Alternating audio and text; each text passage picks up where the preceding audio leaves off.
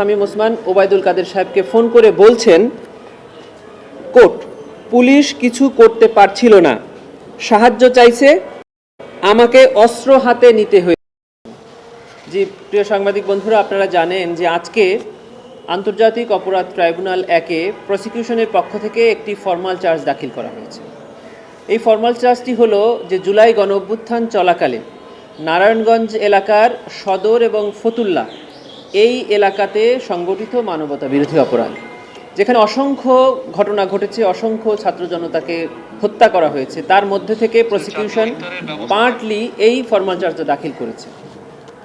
এখানে রিয়া গোপ 6 বছরের একজন শিশু, যে ওই দিন 19 জুলাই 2024 তারিখ তার বাড়ির ছাদে খেলা করছিল, সেখানে সে গুলিবিদ্ধ হয়ে নিহত হয়। এই রিয়া গোপ সহ 10 জনকে হত্যার অভিযোগে এই ফরমাল চার্জটি দাখিল করা হয়েছে।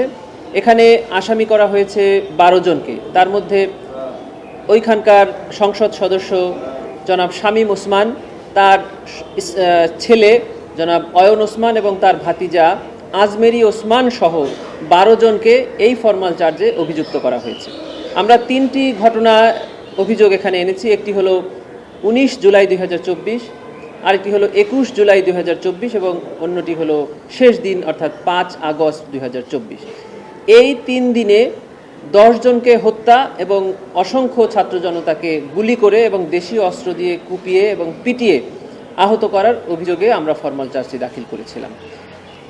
মাননীয় ট্রাইব্যুনাল ফরমাল চার্জটি দেখেছেন, এর সাথে দাখিলকৃত ডকুমেন্টারি এভিডেন্স পর্যালোচনা করে এই সকল আসামির বিরুদ্ধে অভিযোগ আমল গ্রহণ করেছেন এবং আগামী 26 জানুয়ারি 2026 তারিখে এই আসামিদেরকে গ্রেফতার করে ট্রাইব্যুনালে হাজির করার জন্য গ্রেফতারি পরোয়ানা জারি করেছেন।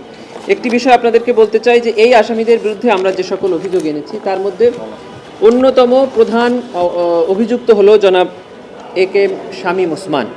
উনি জুলাই গণঅভ্যুত্থান চলাকালে নারায়ণগঞ্জে যে মানবতা বিরোধী অপরাধ সংগঠন করেছেন, তার ধারাবাহিকতায় উনি তৎকালীন স্বরাষ্ট্রমন্ত্রী জনাব আসাদুজ্জামান খান কামাল এবং তৎকালীন সেতুমন্ত্রী আওয়ামী লীগের সাধারণ সম্পাদক ওবায়দুল কাদের সাহেবের সাথে নিয়মিত মোবাইল ফোনে যোগাযোগ রাখতেন, যার কল রেকর্ড এবং সিডিআর আমরা ট্রাইব্যুনালে জমা দিয়েছি, যেটি তদন্ত সংস্থা আমাদেরকে দিয়েছে। ওনার একটি কথোপকথন আমরা ট্রাইব্যুনালে পড়ে শুনিয়েছি এবং তার অডিও রেকর্ড এবং ফরেনসিক রিপোর্টও আমরা ট্রাইব্যুনালে জমা দিয়েছি। আপনাদের জ্ঞাতার্থে আমি তার কথোপকথনের একটি চুম্বক অংশ পড়ে শোনাতে চাই। 19 জুলাই 2024 তারিখ জনাব শামীম ওসমান ওবায়দুল কাদের সাহেবকে ফোন করে বলছেন, কোর্ট পুলিশ কিছু করতে পারছিল না, সাহায্য চাইছে, আমাকে অস্ত্র হাতে নিতে হয়েছে, আমি কিন্তু আর অস্ত্র ছাড়া মুভ করতে পারছি না, দৌড়াইয়া পানিতে নামাইছি সবগুলারে, 2টারে ধরছি, এখন যাচ্ছি সিদ্ধিরগঞ্জে, আর সজল মোল্লার সাথে আলাপ করছি, বলছি তোমরা আমাকে সাপোর্ট দাও, আমরা চিটাগাং রোড খালি করতাছি, আপনি একটু আপাকে অর্থাৎ আপনি একটু নেত্রীকে বলে দিন অস্ত্র হাতে আমার ছবি দেখলে উনি যেন রাগ না করে।